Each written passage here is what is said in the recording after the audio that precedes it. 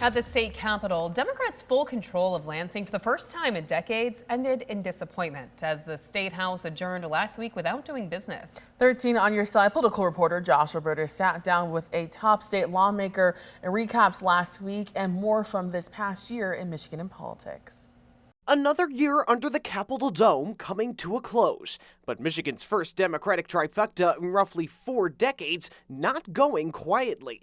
As Republicans prepare to take control of the State House next month, some blasting what one senator described as Democrats' lame duck dysfunction. As the House came to a stop Thursday, the chamber not having enough lawmakers present to do their business, with House Republicans and one House Democrat being no-shows. Bills on things from voting rights to government transparency left on the House floor. And in the Senate, we faced a choice to come back to work and to do everything we could to get good legislation to the governor's desk that was sponsored by our House colleagues who were not there for us. So Friday afternoon, 29 hours after their Thursday session had begun, the Senate gavel rang down. Madam President, I move that the Senate do now adjourn.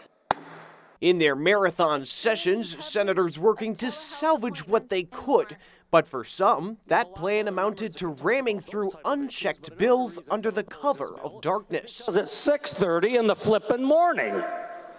20 and a half hours after we started this session. This should be embarrassment for every single person in here to pass these things without having them go through a committee. But Senate Majority Leader Winnie Brink's confident in the choices made. We did take the time to understand the policy, to ensure that it was good policy. So, more power to them. They had the constitutional right to do that.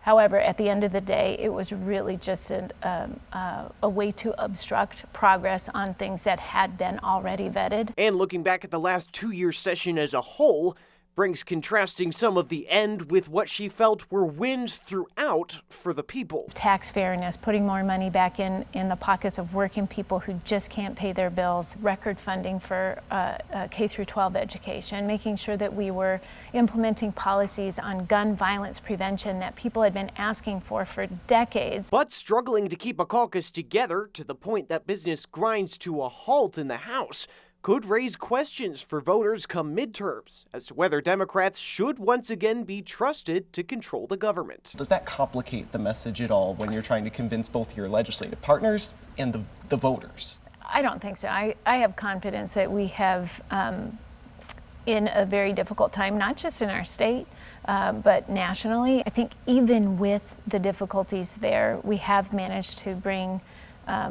wins home for the people that we serve.